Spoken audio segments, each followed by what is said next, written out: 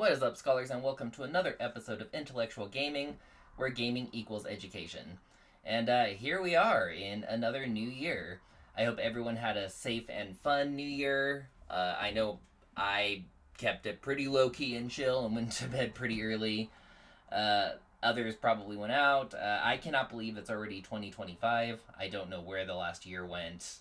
It's really insane to me to think back on this past, little bit. I can still remember all the way back to the year 2000, and to think that it's now the year 2025 is just insane to me. But we've got a lot of cool stuff on the horizon. Hopefully the Switch 2, or whatever it ends up being called, is going to get announced sometime in the near future. I'm personally a little bit surprised that they haven't announced it already, especially since all the reports I've heard indicate that it's supposed to be releasing by April or May of this year, I think. So hopefully we'll be getting that pretty soon. As you guys probably know, I'm a pretty big Nintendo fan. Zelda in particularly is one of my favorites. It's what got me into gaming, and I'm super stoked for that. Maybe we'll be getting some more Kingdom Hearts news too. Fingers crossed. That's also one of my favorite series. I know it's not necessarily everyone's cup of tea. I know a lot of people think it's maybe gone on a little too long, or the story is a little convoluted. I personally like the story, though. I'm a big fan. I don't think it's that hard to follow if you play the games in the order that they were released. If you're someone who has jumped right into the series with, Kingdom Hearts 3, yeah, I think it'll, be obviously pretty hard, just like if you were to jump into the story with, Return of the King for Lord of the Rings.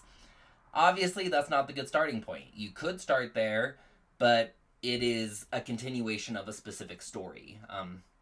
Stories like that, I think people are maybe a little bit more critical of when they are video games, just because of how many hours sometimes you have to put into a video game to get the complete story.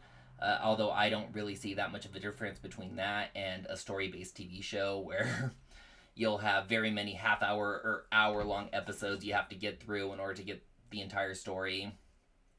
So I've never really had that much of a problem with it. I think it's a really interesting deep dive into light and darkness and friendship, and it's kind of like this beautifully tragic story of people who have just fought really, really hard to do good. And to stop evil from spreading, and to, stop, people from doing bad things. And they made sacrifices for it. And that's the kind of thing that you see in everyday life, too. And you don't necessarily see it all the time in fantasy. Final Fantasy has always been a good series where they do kind of show that. There's always been a lot of hardship and sacrifice. Aerith's fate in Final Fantasy VII is a really, really good example of that. And then there are others as well. Final Fantasy X is another good example of kind of almost like this hopelessness that you get, where, you know that these people are doing a good thing, but you know that their fates are probably not going to end up the best. And that is kind of what I want to talk about a little bit today, is this kind of idea in Kingdom Hearts of tragedy, and specifically tying into the story of Xehanort. Obviously, there'll be spoilers for a good chunk of the Kingdom Hearts series, probably. So, if that is an issue for you, definitely, I would say, put a pause on this episode until later. You don't necessarily need to listen to it if you're worried about the series being spoiled. It has been out for a while now, though, so I'm going to go ahead and talk about it. Because Xehanort's story is a really, really interesting kind of story, just because it starts off with him being more of a straight villain. You start off in Kingdom Hearts 1, you have Ansem. And Ansem, you end up finding out, is part of Xehanort, and also a little bit part of Terra, but it's really Xehanort who's doing the deed.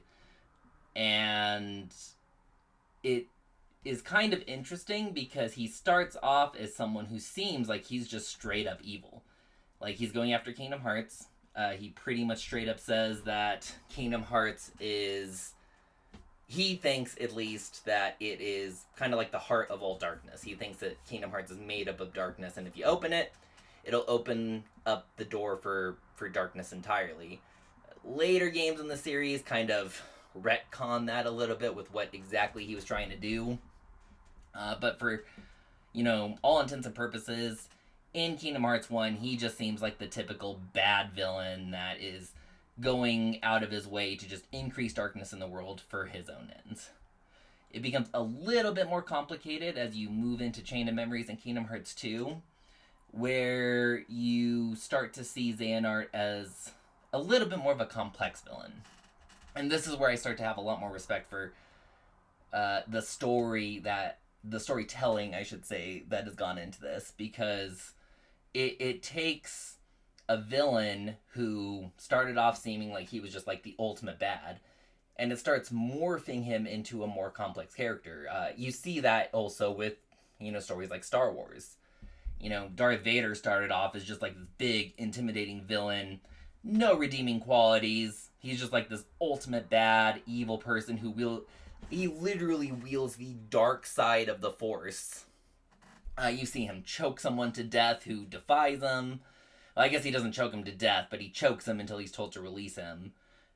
He kills Obi-Wan. Like, Darth Vader in the original movie was pretty much portrayed as just about the ultimate Dark Knight. Like, there was not even a hint that he was even ever good. He was evil for evil's sake. Then, as the story progresses, you find out, he's actually the father of our main hero. And that he was actually a good person at one point. And a friend and apprentice to Obi-Wan Kenobi, who is the mentor to Luke Skywalker. And once you go back to the prequels, you see a lot more of how he started off as a good person. And you can see his sort of manipulation and anger and resentment, and how a lot of different factors ultimately led him to become the Darth Vader that we witnessed in the very original movie. And you're seeing the same sort of build-up here in Kingdom Hearts. In Kingdom Hearts 2, you find out that this Ansem was not really Ansem. He was a man named Xehanort, who was the apprentice of the real Ansem, Ansem the Wise. And as he apprenticed to him, he began to ask questions that Ansem felt that you shouldn't really ask. He decided he wanted to dive deeper into what exactly a heart was and what you could do with it. And he started conducting all these experiments. Really, really bad experiments. I think a lot of people don't realize necessarily how dark Kingdom Hearts gets. But if you read it, and I think this is revealed in the reports that you collect in Kingdom Hearts 1. In Kingdom Hearts 1, you collect these, they call them the Ansem reports. They're essentially journals that the fake Ansem, aka Xehanort, wrote to kind of detail his journey and what he was trying to do, and it just fleshes out a lot more backstory about Ansem / Xehanort. So you have a bit more idea of who this villain is that you're fighting in the first game. But he was collecting children and other people, other citizens of Halabastian, or Radiant Garden as it was called back then. And he was essentially like torturing them and filling their hearts with darkness and conducting experiments on them. And it's like, you don't necessarily expect that from what is essentially a Disney game, but yeah, this Xehanort definitely did some bad things, and that's going to tie into what I want to talk about in a little bit here. Because, rounding up citizens and children, that's how he got Kairi, and how she got wrapped up in all this, is she was a kid who was kidnapped, and he was essentially planning on conducting experiments. And you saw, even in, I think it's the second Kingdom Hearts game, you can actually see, like, cells that some of these people were locked up in. It's honestly really insane. Like, the kind of stuff this guy was doing right under the nose of the true Ansem the Wise, who was the king of the world. And, yeah, he was doing some really bad things, and he, thought he was doing good. He thought, or at least he thought what he was doing was okay. You could almost, I think, compare what he was doing to the experiments Nazis were doing during World War II. Rounding up people and then, they were torturing them, they were experimenting on them, they were doing all this bizarre and really horrible things to these people just because they were in the power and they felt like they had the right to do that. And you see that with Xehanort and his apprentices here. He thought that he was in the right to do this because he felt that his knowledge was more important. And you ultimately see that he has a much bigger plan going on, but for intents and purposes of the original 3 Kingdom Hearts games, you see in Xehanort a lot of what you've seen really throughout history. This kind of idea that, people in charge will kind of stomp on the little people. And they will, do what they feel they want to do in order to do what they feel is necessary. And of course, a lot of that ends up being horrible. You have people like the Nazis and the Soviets who did a lot of really horrible things for no reason really other than they could, or because they felt that certain groups of people didn't matter, and so it was perfectly okay to do that to them. And you see that with Xehanort here, where he just doesn't really care about the citizens of Radiant Garden. He just kind of feels that his experiments are more important. And you even see that today, not as much in America with people as you do with, like, animals. You see people who, will do experiments on animals because they kind of feel that they're lesser life forms, and so it's better to conduct experiments on animals than, like, actual people. Xehanort seems to have this kind of view that, these people are no better than that. Obviously, in today's world, you see a lot of people rising up and trying to prevent the experimentation on animals, and that's kind of, what ends up happening in Kingdom Hearts 2 is Ansem realizes what's going on with the citizens, and as a good king should, he tries to stop it, and that ultimately results in him being banished to what is essentially a realm of nothingness. He manages to escape, but that's kind of what sets off a lot of the rest of the series.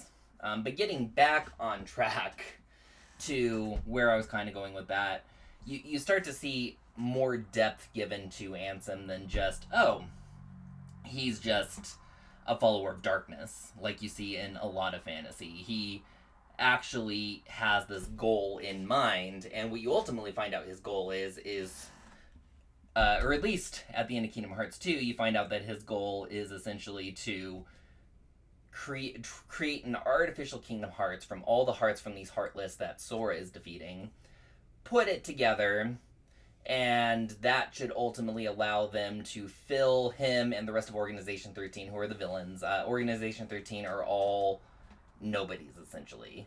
So, going, for those of you who haven't really played the series and are still listening to this, Heartless, most Heartless, there are some that are like natural Heartless, but most of the Heartless you encounter in the game are actual people. Their hearts were completely full of darkness, and once their hearts got completely filled with darkness, their heart leaves their body, and the darkness kind of turns their heart sentient, and they become heartless. So heartless is kind of a misnomer.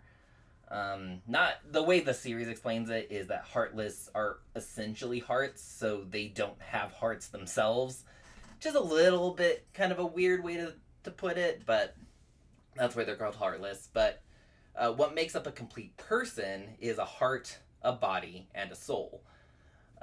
Sometimes the word soul is interchangeably used with the word mind, but it essentially equates to the same thing, which is that's what gives your body life. That's kind of where your memories come from. So you don't necessarily, even though your memories are connected to your heart, you don't necessarily need your heart to have your memories. Your body can still retain those because of its mind and soul. So here you have a bit of like biblical influence. In biblical teachings, if you read the Bible, it talks about there being, kind of a complete, a person is made up of a body, a soul, and a spirit. Your soul, it kind of is interpreted as sort of like a breath life. That's just kind of what gives you life itself, and your spirit is what we normally equate as your soul. That's kind of like the everlasting part, the part that will continue to exist after you die. And you're seeing the same sort of concept here in Kingdom Hearts, where you have your body, you have your heart, which is kind of your spirit essentially. It's the self of you that continues to exist. It's very heavily implied that you, when you're conceived, I guess your heart is created. Birth by sleep, Sora's heart, I should say, mentions at the very beginning of the game that he's a brand new heart, and at this point in time, he's a heart that is, I think, just born or just about to be born. And so it's implied that these hearts kind of form when you're born, I guess, but then it can continue to exist after you die, as much as death seems to be a thing in the Kingdom Hearts universe. In fact, in Kingdom Hearts 3, you outright see evidence of the fact that your heart continues to exist after your body and spirit perish, or mind perish, however you want to put it. But that's what makes up a complete person, is you have your body, you have your heart, and then you have your mind / soul, which is what gives your body life and kind of gives you, essentially. Like, it's, a lot of this stuff is kind of intermingled a little bit, and it's not always necessarily made super clear. Kind of just like any sort of philosophical debate as to what exactly makes up a person, in today's world. But, yeah, so Organization 13 are all made up of nobodies, which are people who, once your heart gets full of darkness and leaves your body and becomes a heartless, your body still has its soul in it. And so it can continue to live. And your body gets full of darkness at that point, because there's no heart shielding it with its light. And it can continue to exist. And depending on how powerful your heart and your soul are, some nobodies who were not as powerful are just kind of more mindless drones. But then you have some nobodies, and that's what Organization 13 are, who are able to retain their self. They still retain their physical form. They look like people. They can act like people. But because they don't have a heart, they have zero emotion, because that's where your emotion comes from, is your heart. And so they just kind of exist in this emotionless void. But they can still act like they have emotion, because they have all their memories from when they were people. So they can remember what it was like to laugh or be angry. And you'll see this a lot in the games, but a lot of the nobodies like to act exactly like they have emotion because they think it's fun, or because it's what they're used to. They don't really feel emotion, though. But anyway, Xehanort, what he's trying to do ultimately at this stage is, or what he says he's trying to do, is build a false Kingdom Hearts from all the hearts of people that Sora has let free. Instead of letting those hearts go back to their bodies and reform as people, he's collecting those hearts and building this fake Kingdom Hearts in order to link all of Organization 13 up to it and essentially restore hearts to them. They don't want to be nobodies. They lament the fact that they don't have their hearts anymore, and Xehanort has promised essentially that if they follow him, he will get them their hearts back. And so you can kind of see there's a lot more depth. Going to Birth by Sleep, you find out that Xehanort actually was this elderly apprentice who manipulates and tricks a man named Terra into falling to darkness, so Xehanort can take his heart out of his own body and put it into Terra's body to become a younger self, in order to have the strength to be able to survive a second Keyblade War, which is what he's trying to start. He's trying to bring down the barriers of all the worlds and start this giant war, because at the end of the first Keyblade War, which happened however long ago, basically the world was reformed into what it is now, and Xehanort is trying to recreate that same event and be there at the end of it, so he can help shape the world into what he thinks it needs to be. He doesn't think that the world should be predominantly light like it is now. He wants to reshape it to where light and darkness exist in a true equal balance. So already you're seeing, as the series progresses, more and more depth added on to Xehanort with what he's trying to do. And he goes from being just kind of like this generic, oh yeah, I'm bad and evil and I'm wielding darkness, to, okay, he actually has a goal. And his goal almost even sounds reasonable. light and darkness should exist in balance, and that's what he's trying to establish. Whether or not people would agree with that is obviously up for interpretation, just like any philosophical work. But it shows that there's a lot more to his motivations than there ever had been in the past.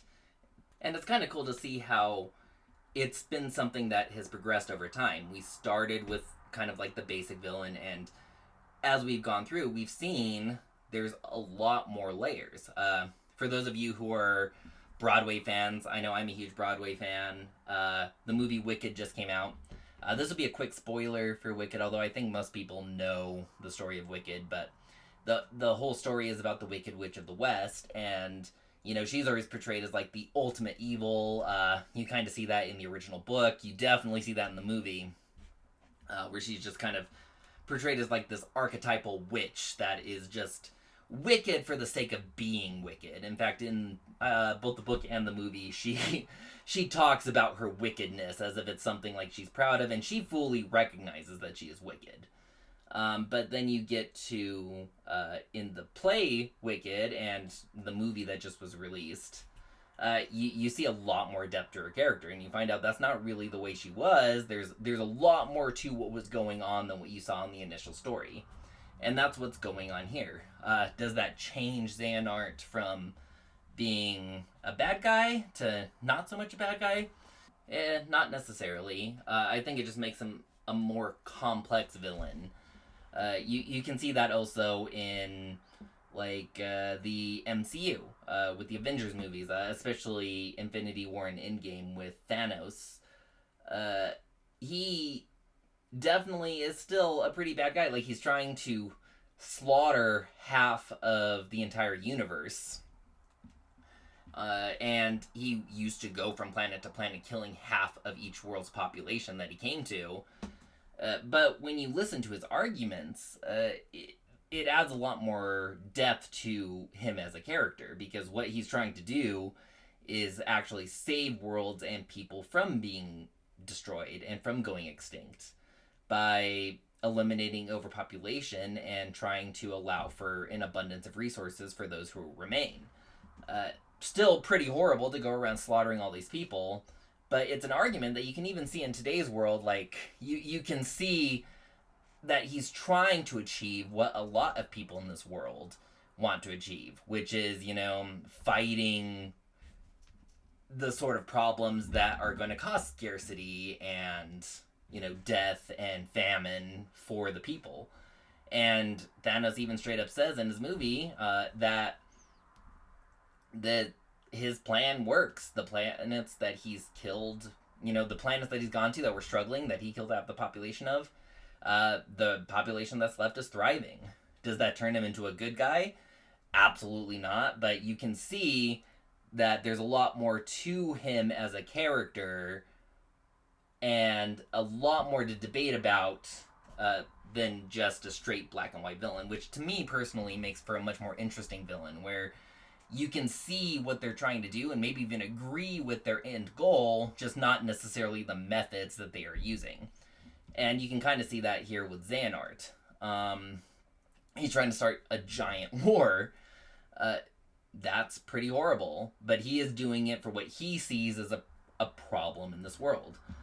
But now you're getting into what the main thing I wanted to kind of talk about was, which is Xehanort's destiny, I guess you could say. Because ultimately, the story of Xehanort in the Kingdom Hearts series is more or less a Greek tragedy. So what do I mean by that exactly? Well, a Greek tragedy are typically tragedies, and they were very prevalent in like Greek mythology. But they're tragedies where the hero of the story, I guess you would say, basically has a fall from grace, or bad things happen, but it's not necessarily always the hero's fault. They typically either have a fatal flaw, where there's just something about their character which ultimately causes them to fall. That could be, pride, it could be arrogance, there could be a whole number of reasons why that would happen.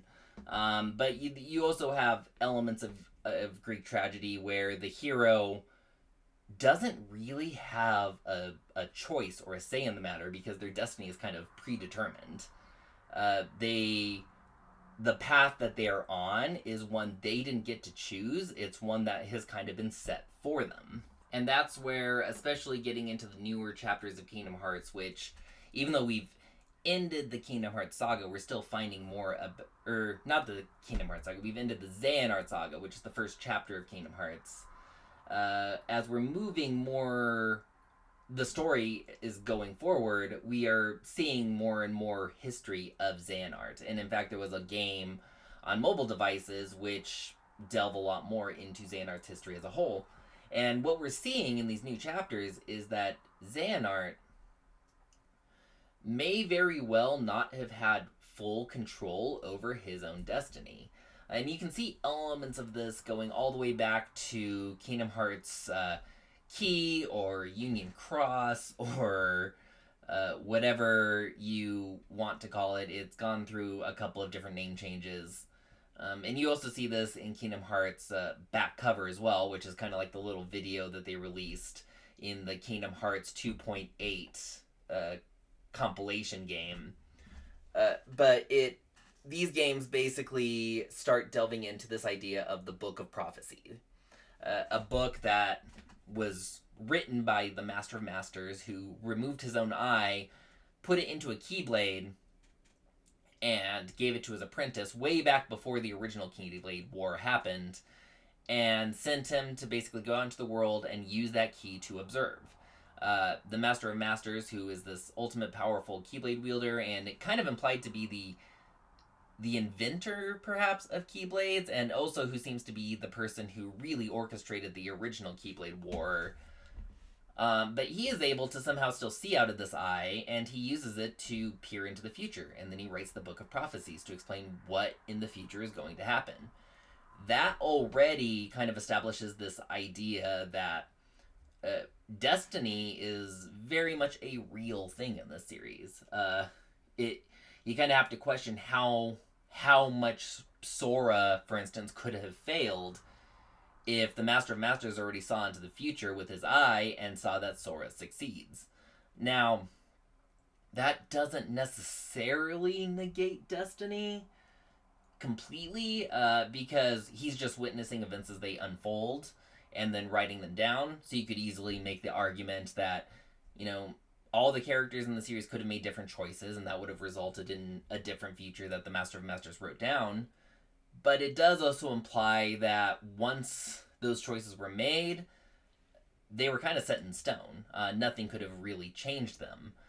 Even though time travel does become a thing, it seems to be heavily implied that the time travel kind of follows the rule of negating a paradox where, or I guess this is more of a paradox itself, where the time travel itself is supposed to happen because that's what causes the events. Like Ansem is able to go back in time. That's what kind of sets off the events of the first Kingdom Hearts game.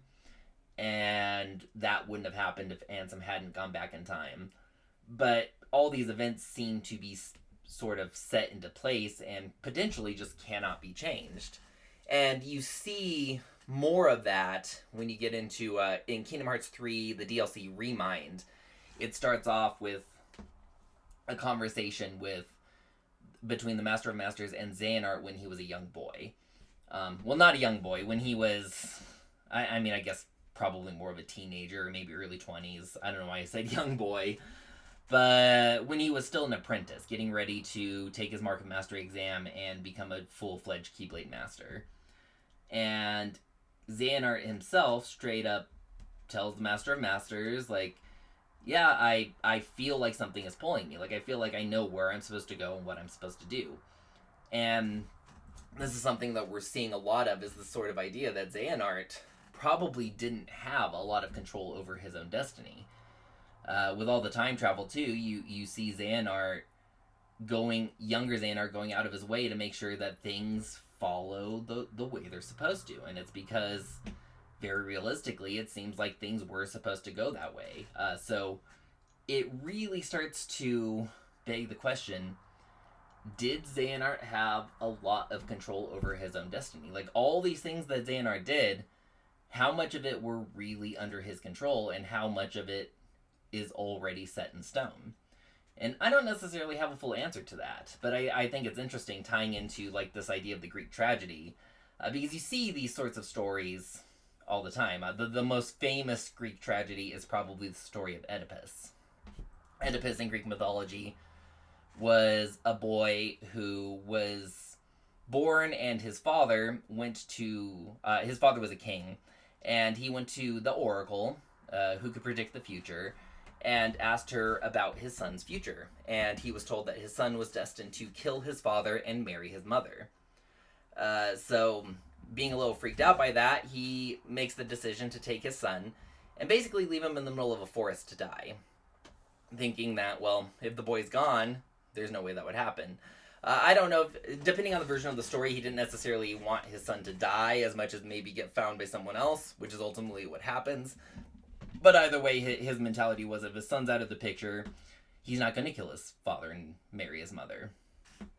He ends up being found by this farmer couple. He gets raised, and when he gets old enough, he decides to go talk to the oracle himself. He does so, and when he does, the oracle tells him the same thing. He's destined to kill his father and marry his mother. And he's just kind of like, oh, crap, well, that's not good. Never enters into his mind, like, why he might end up deciding to kill his father and marry his mother, and that seems to be not something that his actual father thought of either. His mentality is essentially just, oh, well, if I leave, I can't do that. So he does. And he ends up going to the city that he was originally from, and along the way, he ends up encountering the king and his servants on a road heading in the opposite direction. They get into a tussle because Oedipus doesn't want to step aside to make room, and the king gets pissed. So they end up getting into a fight, and he ends up killing the king, and then continue on his way, where he finds that the city is kind of blocked off by a sphinx. A sphinx gives him a riddle, a pretty famous riddle. What walks on all fours in the morning, 2 legs in the afternoon, 3 legs in the evening, to which Oedipus answers a man, which is the correct answer to the riddle. And then the sphinx kills itself because it is so upset that its riddle was answered, and the people who are so happy that they've been saved from the sphinx bring him to the queen, and since the king had recently just been killed, they were like, oh, well, you can marry the queen and become the king of this land instead. And that's what Oedipus does, thereby fulfilling the prophecy of killing his own father and marrying his mother. So there's definitely a lot of question as to, like, how much control Oedipus himself had over this prophecy. The prophecy was made, but then, of course, attempts to thwart that prophecy are ultimately what causes the prophecy to happen. So, potentially, if they had never attempted to thwart that prophecy, maybe none of that would have occurred. In fact, it's likely none of that would have occurred. But you could also make the argument that maybe they were just always set to always follow that destiny no matter what. And that's kind of what you see in Kingdom Hearts, where Xehanort is ultimately going down a path that has already been predetermined. He already can feel this pull to do what he feels like he needs to do, and someone from the far past has already looked into this future and seen this future happen. So how much control does Xehanort have to actually change his destiny and start heading in a different direction? And it's just kind of something interesting to think about as another layer to the Kingdom Hearts story. And so as I've been sort of replaying the series, I just recently got it on Steam. And so I'm replaying the series for the 100th time. I don't know how many times I've actually rebeat it all, but like I said, it's, to me, one of my personal favorite games. Just for a lot of reasons. I think the gameplay is a lot of fun. I think in terms of an action game, it's really tight and always a good time. Critical mode is always a lot of fun because it's very challenging but also very fair. But I also just genuinely think that the story is good, and part of the reason why I do like the story are these many layers that are sort of added in. And this one in particularly is one I've thought about a lot ever since Kingdom Hearts Dark Road came out, which I'm really hoping they remake or do something with. I do think it's kind of too bad that they're choosing to make such important uh, story focused games as like tiny little mobile games that I feel like most people are going to ignore anyway. Because Dark Road has, in my opinion, one of the best stories in any of the Kingdom Hearts games, period. It's very well done, and it really adds a lot more depth to Xehanort's character, where you start to see him not necessarily as just a straight evil villain, but someone who, in his mind, really is doing what he thinks is best for the world. And you're seeing a lot more in the series that, you know, his methods and what he's trying to do maybe they weren't necessarily all him, that maybe he was set on this path and didn't have that much choice in sort of getting to choose to go in a different direction. So I'm personally very interested to see where exactly the series chooses to take that in the future, because I know we've moved on from the Xehanort Chronicles, or the Dark Seeker Chronicles, I believe is what they're actually called. So I don't know necessarily how much more in depth it'll go, but one thing that Kingdom Hearts has always kind of done is release their games in sort of chapters that slowly unfold the story over time. You had the first three games, Kingdom Hearts Chain of Memories, Kingdom Hearts 2, which kind of told its own compact story that has a beginning, middle, and end, with hints to where the series could go in the future. Then you have the next three games, 358 Days Over 2, Birth by Sleep, and Coded, and that sort of expands on elements that were hinted at. It tells the history of Xehanort and the original people who tried to stop him. It tells Roxas' story and ultimately explains how all these people are tied to Sora, and it ultimately shows that the events that you were playing through in the first three Kingdom Hearts games were actually all part of something much bigger going on. Then you've moved on to Kingdom Hearts 3, and we have, which ultimately concluded that whole big story, but then we also have the two mobile games, Dark Road and Union Cross, and then Melody of Memory, which are ultimately presenting a much bigger picture, and this is where Missing Link will fit in as well, where it starts presenting an even bigger picture of what's going on, and showing that as big as the events of the original like set of games all the way up through Kingdom Hearts 3 were, and, you know, as big of a villain as Xehanort became, there is still a lot more going on to those events. We still don't know the whole story. The events of Xehanort and his attempt to start a second Keyblade War all are part of a bigger plan set forth by the Master of Masters. All in this big attempt to ultimately fight and defeat what is essentially the physical manifestation of darkness itself. And so it's interesting because as the story progresses, we've gotten a bigger idea, but it's all connected to the same story. And so it'll be fun to see where it decides to go. But ultimately, it still has kind of presented this idea that maybe Xehanort isn't necessarily pure evil. In fact, I think the series has done a pretty good job of showing he's not, even though he has done some really bad things. But there is also a very, very good chance that Xehanort was not in full control of his own destiny, and perhaps didn't really have that much say. Like, the story of Xehanort, in a lot of ways, really is a Greek tragedy. He has a fatal flaw, that of, I would say, pride. He makes it very clear, especially in his conversation with the Master of Masters in Remind, that he feels that he is the one that needs to set it right. And you even see that in Kingdom Hearts 3 as well, in his final conversation with Sora. He says that someone needs to act. And Xehanort believes he is that person. Xehanort believes he is the one and the only one that really sees what's going on, who sees the shape the world is in, and he's the only one that can fix it. And he sets himself on that path to do just that. How much control he had over his methods, maybe we'll find out more in the future of the series. But I would say that he definitely has the fatal flaw of pride, in that he really genuinely thinks he is the one and only person that can fix the world, and that the way he's doing it is the only way to do it. He is definitely a very prideful character, if nothing else. But he also has, similar to Oedipus, almost this idea of maybe he doesn't have complete control over his own destiny, and maybe his path was already laid out before him, and he is now just following it through. He's going through the ropes that destiny itself has already carved for him. So we will see. I'm personally very excited for Kingdom Hearts 4. I'm also excited for Missing Link if, it ever comes out. I know it's just recently delayed again. So we'll, I guess, see what happens there.